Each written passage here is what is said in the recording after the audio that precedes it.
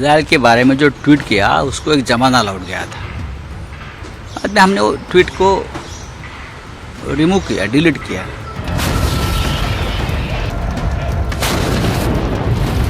इसी तरह जिस तरह से गाजा पट्टी के अस्पतालों पर हमले हुए।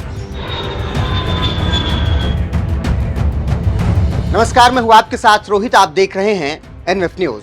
शिवसेना उद्धव गुट के सांसद संजय राउत ने कुछ दिन पहले एक ट्वीट किया था। उस ट्वीट में उन्होंने कुछ ऐसा लिखा जो इजराइल को पसंद नहीं आया, जिसके बाद इजराइल ने शिकायत की भारत सरकार से।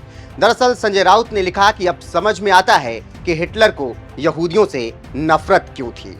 अब जब ऐसा ट्वीट संजय राउत की तरफ से आया तो राजदूत ने तीखी प्रतिक्रिया दी और ओम बिरला, विदेश मंत्री एस जयशंकर से इसकी शिकायत की और संजय राउत पर कार्रवाई की मांग की गई। इसी बीच अब एक बार जब ये मामला बढ़ना शुरू हुआ है तो संजय राउत सामने आए हैं और उन्होंने हाथ जोड़कर माफी मांगी है।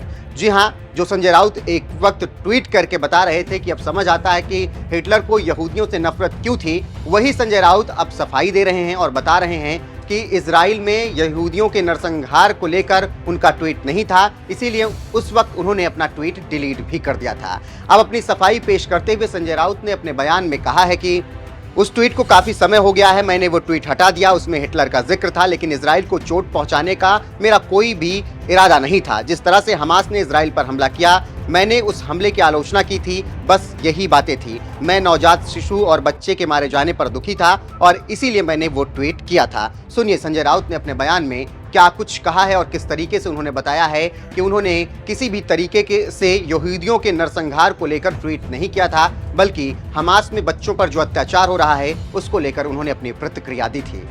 इजराइल के बारे में जो ट्वीट किया उसको एक जमाना लौट गया था। बाद में हमने वो ट्वीट को रिमूव किया, डिलीट किया। उसमें ज़रूर हिटलर का एक रेफरेंस था, लेकिन उसके पीछे कोई इजराइल को, उनके भावनाओं को ठेस पहुंचाने की जरूरत नहीं, कोई मेरा मंशा नहीं था। तो सुन लिया आपने किस तरीके से शिवसेना उद्धव गुट के सांसद संजय राउत अब अपनी सफाई पेश कर रहे हैं और इजराइल की तीखी प्रतिक्रिया के बाद वो बता रहे हैं कि उनका मकसद क्या कुछ था। बहरहाल देखना होगा कि ये मामला आगे कहां तक बढ़ता है, इसमें अब क्या कुछ एक्शन होता है। लेकिन संजय राउत तो अब 2 कदम पीछे हो चुके हैं और उन्होंने साफ तौर पर माफी मांग ली है। एक बार फिर सुनिए संजय राउत ने अपनी सफाई में क्या कुछ कहा है और उनकी इस माफी को लेकर आपकी राय क्या है, कमेंट करके हमें जरूर बताएं। इजराइल के बारे में जो ट्वीट किया उसको एक जमाना लौट गया था। बाद में हमने वो ट्वीट को रिमूव किया, डिलीट किया। उसमें ज़रूर हिटलर का एक रेफरेंस था, लेकिन उसके पीछे कोई इजराइल को, उनके भावनाओं को ठेस पहुंचाने की जरूरत नहीं, कोई मेरा मंशा नहीं था। जिस तरह से हमास ने इस्राइल पर हमला किया उसकी हमने निंदा की।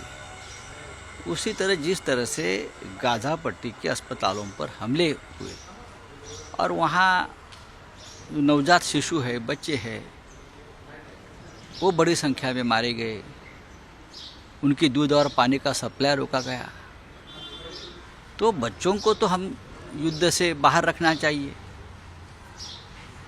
और ये अमानुषता है, ये मैंने कहा था। और शायद आप ये मानवता नहीं दिखा रहे हो, इसीलिए उस जमाने में किसी नेता ने आपको विरोध किया होगा, ये मैंने कहा। बाकी मेरा कोई उसमें इच्छा नहीं थी, लेकिन अभी ठीक है। 1 महीने के बाद इजराइल के हाई कमीशन ने उसके बारे में पत्र लिखा है। किसी ने उनको कहा होगा संजय राउत है, विरोध कर लो। तो सर आप इजराइल तक कब बात पहुंच गई राउत के बारे में? हमारी तो बात पूरे विश्व में पहुंच जाती है। इजराइल के बारे में जो ट्वीट किया उसको एक जमाना लौट गया था। बाद में हमने वो ट्वीट को रिमूव किया, डिलीट किया।